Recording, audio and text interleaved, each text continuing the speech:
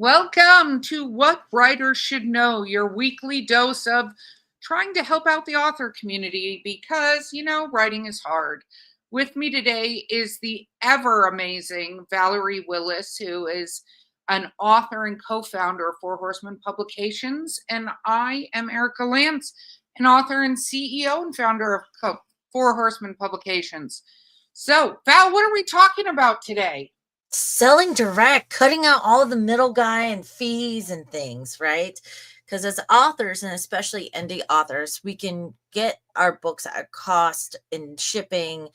And then if we're able to then take that leap where we're just going directly to the reader, whether that's at a convention or at live tabled events or through a website, we cut out the distribution fees, the cut that the distributor takes, the cut that the third retailer like Amazon and all these big guys take their own cut before there's so many pieces of the pie that get stolen, right? Not necessarily stolen. There's a purpose behind all of it. But at the end of the day, it's sad to know that a lot of traditional published authors or even indie authors are only making a 10% profit when they sell at the furthest channel digitally, right? And there's a big movement online where people want to buy direct from authors or small bookstores and stuff like that to really help out, putting more money in the pocket. Because when you go to a retailer, whether you realize it or not, if you don't discount your books by between 50 to 55%, you're not going to be put on the shelves. Yep. So if you lower that amount below the default, it's no longer, and they really want to see a true 60-40, but usually like Ingram has like a contract. So as the person who is uploading the book through Ingram and using them, you want to 55, you're going to have a higher chance. 53, you're kind of wobbling the wheels. And then 50% is going to be dependent on how popular that book is. Exactly. So we suggest that you make sure, first of all, you have a website. Every single author out there should have a website. It doesn't have to be very complex. It can be like a free WordPress website. It's totally fine, but you want a website. And in order to sell books, you might be like, well, shopping cart, all this stuff. You can actually just hook up a Square store right to your website, if nothing else, because Square has an option where you basically link it and it looks just like the shop on your main website, but you could also then use Square when you're out and about as your how to take payments from people when you're at live events and stuff like that. So we were going to show really a little nice bit of an example, right? Right. So and this is go ahead, Val. And Square's gotten even cooler because if you have newer phones, that NFC can be used as the tappy, so you don't even have to buy a device anymore to go with that Square usage. It's incredible.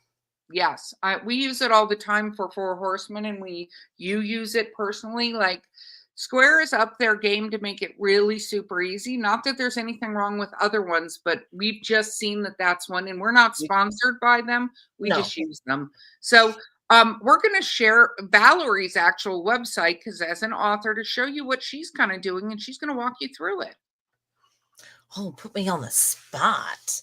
So I've been pushing pretty hard through my newsletter, and recently I've revamped this as much as I can, trying to keep up with what is user friendly. But in short, you can go to my website and I make it understood by readers and wherever I post and even at shows that if you buy direct from me, not only do you get the book, but I will be signing those books, right?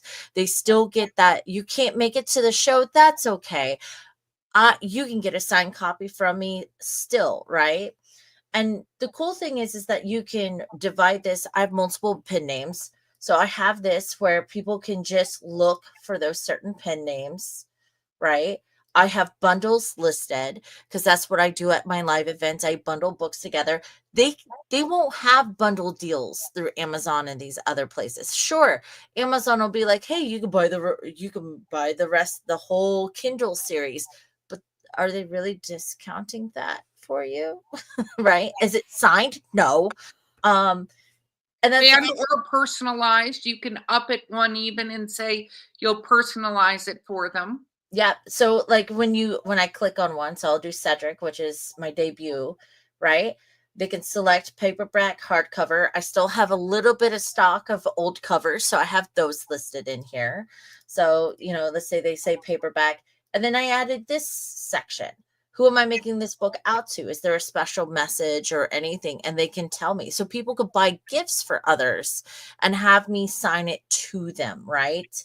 And of course, if you add to cart, it comes into a cart. This is I use Wix, and I pay the little bit of a price to have this whole system in place so I can manage it a little better.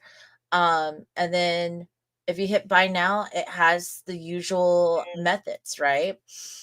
Um, and it even has PayPal, GPay. You can have all those features there. And that's pretty nice, right? It is. And one thing I want to say too is all of these things you can do um like Shippo or Pirate Ship and stuff like that that links in and based on the weight calculates a price for you on shipping. So they pay the shipping, you're not paying the shipping. Exactly. And it's really nice because you can also sell other things that you sell at your table. So I sell Chotsky cute little frog boxes and earrings at my table, so people can still access those through the website as well. And it's really nice because if you do enough categories and keywords, they can shop particular um series that you have. You can give them keywords if they just want your spicy stuff or your mail romance stuff. In my case, they can look at all of that at a click of a button. If they're looking for nonfiction, they can dive into that, or just writer's vein, right? Or just go for all of it and just go have a good day about it and have fun with it. So it's really a lot of control, and it takes just more grunt work than anything to create one of these. But the amount of profit and how much you're cutting out the middle guy in this process is just as good, if not better, than your in person, because I don't have a table cost.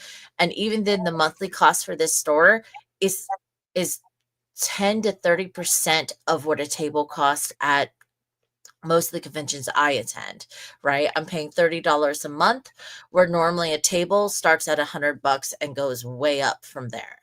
The bigger the convention, the higher that dollar goes. It's 600, I think, at Spookala for a vendor table and things like that. So they kind of, I don't have that cost to incur, nor the parking fee or the hotel and then eating. It's really the best profit margin you can build for yourself at the end of the day. I agree. And one of the things also that you can do is have a QR code that links directly to your store. You can sell e-copies if that's something you're allowed to do. You can do the bundles as Val's talking about, where you can get them all. You can create your own sales this way. And you might be looking at this going, oh, this is overwhelming. I'm not technically inclined. Most of these systems, for lack of a better way of saying, are pretty dumb shit proof. Like it walks you through each step. You just have to breathe and read what it's saying. And there's Yep. also a million YouTube videos from people showing you how to set this up. So Wix is an option, Squarespace is an option. There's a bunch of them that you can do, and you can start off one way and move to another way.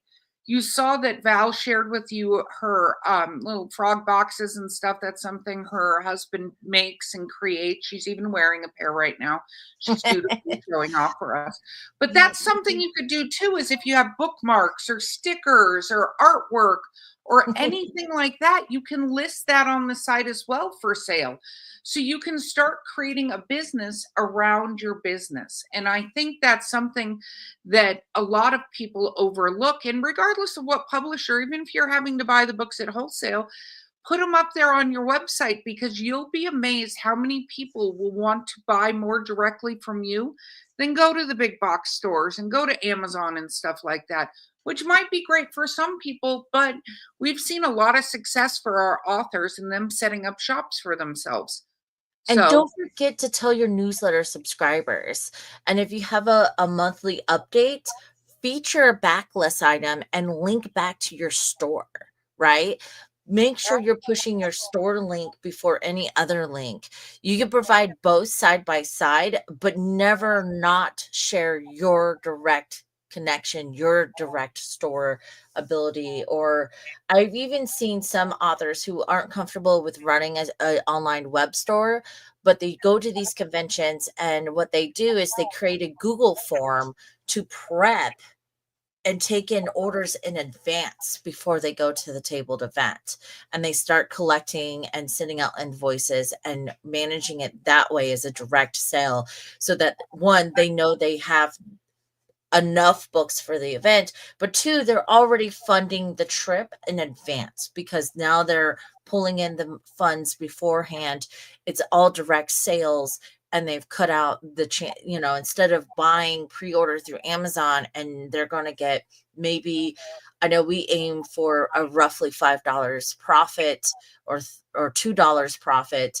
They're going to get $10 profit. Like, it is a huge chunk of money that the author gets, in difference to it all. So that would be something that I would encourage. Like, don't forget the power of your newsletter and your subscribers, because yeah, those are the people who really want signed copies, because they're yeah. following already. They're No, invested. and there are a lot of places now where you can get people to do the spraying on the edges of a hardcover and stuff, where they create a special edition for you. Some And that's, authors are painting their own now. So yeah, you can create an entire shop of stuff. And if there's other things you do, add those things there as well, because it creates a business for you.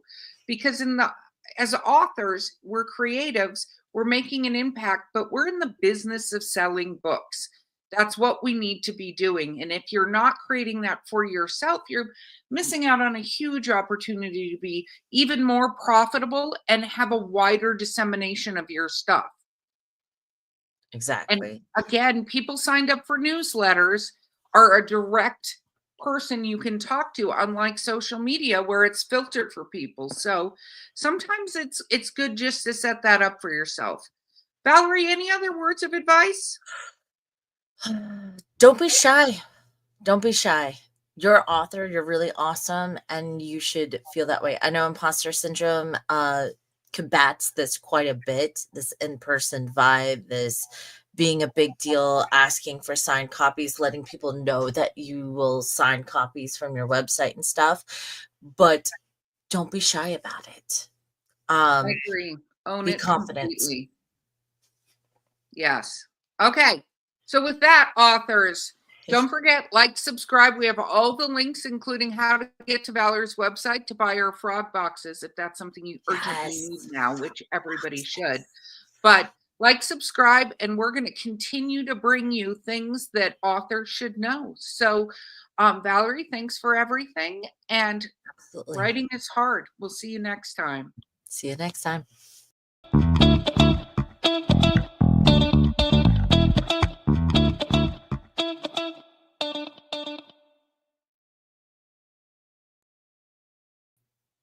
Okay. So